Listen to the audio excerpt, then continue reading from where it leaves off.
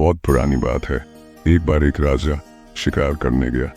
वहां उसने एक बार सिंगे को देखा तो वह उसके पीछे भागा और कई मील तक उसका पीछा किया, पर वह दूसरे जंगल में चला गया और गायब हो गया।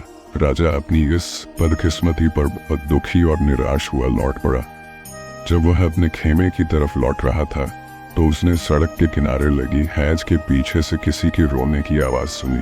उसने उसके अंदर झांका कि वहां कौन था तो उसने देखा कि वहां एक बहुत सुंदर लड़की थी। वह उसे देखता ही रह गया। उसने उसे बड़ी नम्रता से पूछा, तुम कौन हो और यहाँ क्या कर रही हो? वह बोली, मैं पड़ोस देश के राजा की बेटी हूँ। मेरे पिता एक लड़ाई में बंदी बना लिए गए हैं और मैं अपने पिता के दुश्मन की बंदी बनाए जाने के डर से वहां से भाग निकली हूँ। मैं पहले एक जगह गई जहाँ मैं डूब जाना चाहती थी, पर गांव वालों को मेरे इरादों का पता चल गया और उन्होंने आकर मुझे बचा लिया। उसके बाद मैं यहाँ चली आई। आपने मेरी कहानी तो सुन ली, अब आप अपने बारे में बताएं कि आप कौन? राजा बोला, सुंदरी, मैं इस देश का राजा हूँ और शिकार करने निकला हूँ। ये मेरी खुशकिस्मती है कि मैंने तुम्हें देखी है, वरना तुम यहाँ पता नहीं तब तक अकेली पड़ी रहती। यह सुनकर वह लड़की रो पड़ी। राजा ने फिर से पूछा, तुम क्यों रोती हो? लड़की बोली, मैं अपने माता पिता और देश के लिए रो रही हूँ। मैं अपने लिए भी रो रही हूँ। मैं यहाँ क्या करूँगी? मेरा यहाँ कोई घर नहीं है, मेरी यहाँ कोई पहचान भी नहीं है। बिना घर और पहचान के मैं कैसे रहूँगी? राजा बोला, तुम रो नहीं, आगे से मैं तुम्हारी देखभाल करूँगा। आओ मेरे साथ मेरे महल चलो, अब से तुम वहीं रहोगी। लड़की बोली, हाँ, मैं आपके साथ खुशी खुशी चलूंगी। आप मुझे अगर अपनी पत्नी बनाएंगे तो मैं आपसे शादी भी कर लूंगी। राजा बोला, तो चलो, तुम मेरे साथ चलो। महल पहुंचकर उन दोनों की शादी हो गई। राजा अपनी इस दूसरे देश वाली पत्नी को धीरे धीरे और प्यार करने लगा। उसने उसके लिए शानदार 5 मंजिल का एक महल भी बनवाया और उसके साथ ज्यादा से ज्यादा समय बिताने लगा, उससे भी ज्यादा जितना कि वह अपनी दूसरी पत्नियों के साथ कुल मिलाकर समय बिताता था। पर उसे ये पता ही नहीं था कि वह किस नीच लड़की के साथ रह रहा था जिससे उसे इतना प्यार हो गया था, और न उसे ये पता था कि वह एक बहुत ही बुरी बीमारी उसे दे रही थी। धीरे धीरे राजा के पेट में दर्द रहने लगा। उसने कई वेद हकीमों को बुलावा भेजा। कुछ ने उसे किसी एक बात की सलाह दी, कुछ ने किसी और की, पर किसी की दवा और सलाह उसे ठीक ना कर सकी। एक दिन एक साधु अपने गुरु के लिए गंगा से पानी लाने और पर्वत से मिट्टी लाने के लिए उस जगह से गुजरा तो उसने वह शानदार महल देखा जो राजा ने अपनी दूसरे देश वाली पत्नी के लिए बनवाया था। कुछ देर आराम करने के इरादे से वह उस महल में घुस गया। उसने वह पवित्र पानी एक कमरे में एक कोने में रखा, पवित्र मिट्टी उसके दूसरे कोने में रखी और एक कीमती मरहम तकिए के नीचे रखा और राजा के बिस्तर पर लेट गया। इसी बीच राजा आया। अपने बिस्तर पर साधु को आराम करते देख बड़े आश्चर्य में पड़ गया। फिर उसकी निगाह मरहम की उस छोटी सी डिबिया पर गई जो उसके तकिए के नीचे रखी हुई थी। पवित्र पानी एक कोने में रखा हुआ था और दूसरे कोने में पवित्र मिट्टी रखी हुई थी। यह सब देखकर उसे बड़ा आश्चर्य हुआ। उसके मन में यह इच्छा जाग उठी कि देखूं तो यह साधु उठकर क्या करता है। तो वह वहीं बैठ गया और उसके उठने का इंतजार करने लगा। उसे साधु के उठने का बहुत देर तक इंतजार करना नहीं पड़ा, पर जब साधु उठा तो वह देखकर भौंचक्का रह गया कि न तो वहां वह पवित्र पानी था, न पवित्र मिट्टी थी और न ही कीमती मरहम की डिबिया थी। असल में राजा ने उनको ले लिया था। साधु को जगा हुआ देखकर राजा बोला, हे साधु महाराज, आप डरिए नहीं, मैंने वे सब चीजें संभाल कर रख दी हैं। अब आप मुझे ये बताएं कि आप यहाँ कैसे और क्यों आए, फिर मैं आपको वे सब दे दूंगा। साधु ने उसे सब कुछ बता दिया। राजा ने भी उसकी सारी चीजें वापस कर दी। उसने राजा को फिर से झुकाया और महल छोड़कर चला गया। वह बहुत जल्द अपने गुरु के पास पहुंच गया। गुरु ने उसके देरी से आने की वजह पूछी तो उसने उन्हें अपने देरी से आने की वजह बता दी। उसने यह भी बताया कि कैसे वह राजा के बिस्तर में सोया पाया गया और राजा ने उससे कैसे बातचीत की। गुरु ने जब यह सुना तो वह बोला, वह अच्छा आदमी था, मैं उसका आभारी हूँ कि उसने तुम्हें तुम्हारा कीमती मरहम और दूसरी चीजें वापस कर दी। चलो, मुझे तुम उसके पास ले चलो। उस मरहम की सहायता से वे दोनों उस देश और राजा के पास पहुंचे। साधु ने राजा से कहा कि उसके गुरु उससे मिलने के लिए और उसे धन्यवाद देने के लिए आए हैं।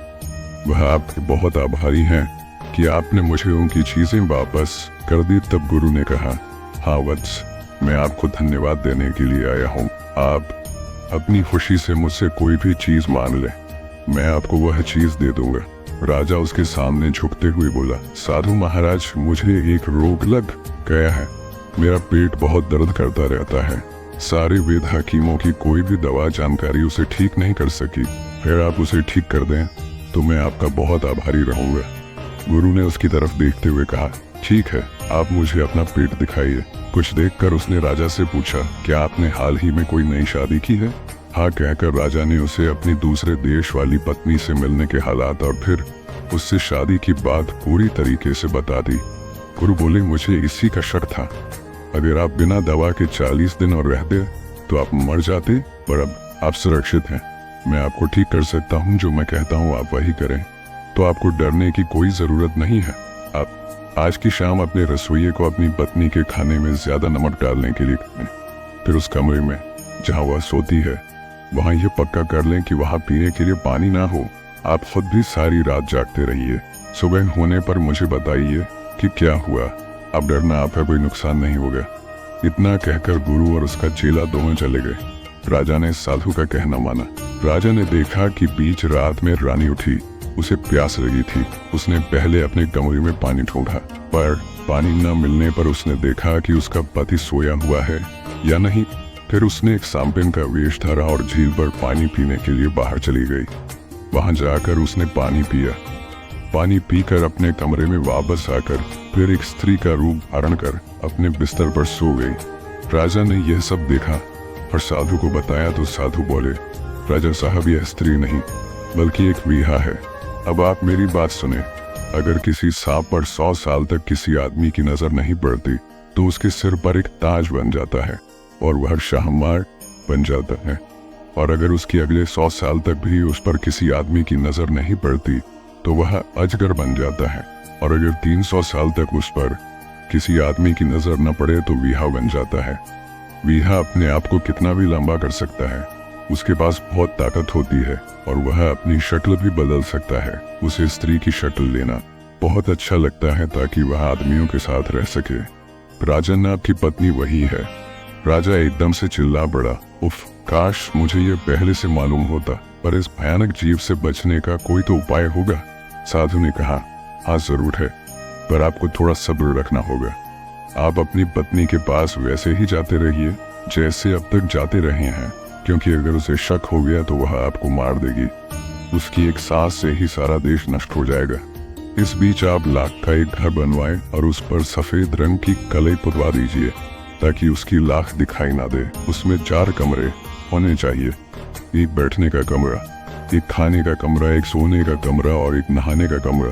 खाने के कमरे में एक बड़ा भट्ठी होना चाहिए जो ढका हुआ हो।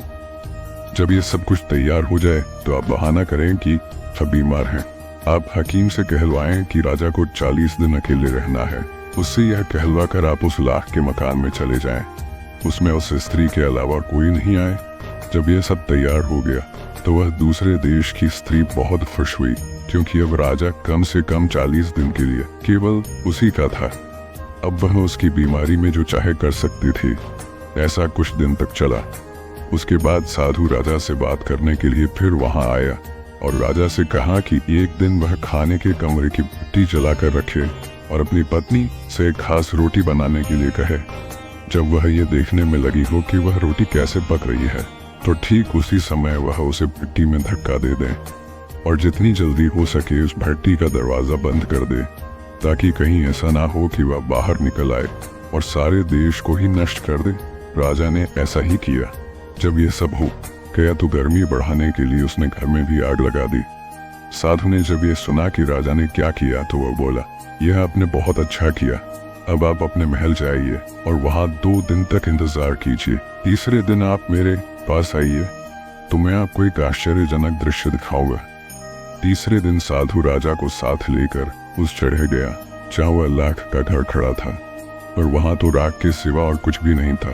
साधु बोला, राजन ध्यान से देखिए, आपको यहाँ एक पत्थर दिखाई देगा। राजा ने ध्यान से देखा तो उसे वह पत्थर मिल गया। वो बोला, हाँ ये रहा पत्थर। साधु ने पूछा, ये तो ठीक है, पर आप क्या लेना चाहेंगे, पत्थर या राख? राजा बोला, पत्थर। साधु ने कहा, ठीक है, आप पत्थर ले लीजिए, मैं राख ले लेता हूँ, कहकर उसने वह सारी राख समेटी, उसे अपने कपड़े में बांधा और अपने चेले के साथ गायब हो गया। उसके बाद राजा अपने महल को चला गया। कुछ दिन के बाद से राजा ठीक हो गया। वह पत्थर जो उसने चुना था बाद में वह संगी पारस साबित हुआ, जिसके छूने से कोई भी धातु सोना बन जाती है। पर उस राख में क्या गुण था ये राजा को कभी पता नहीं चला, क्योंकि वह फिर कभी उन दोनों साधुओं से नहीं मिल पाया।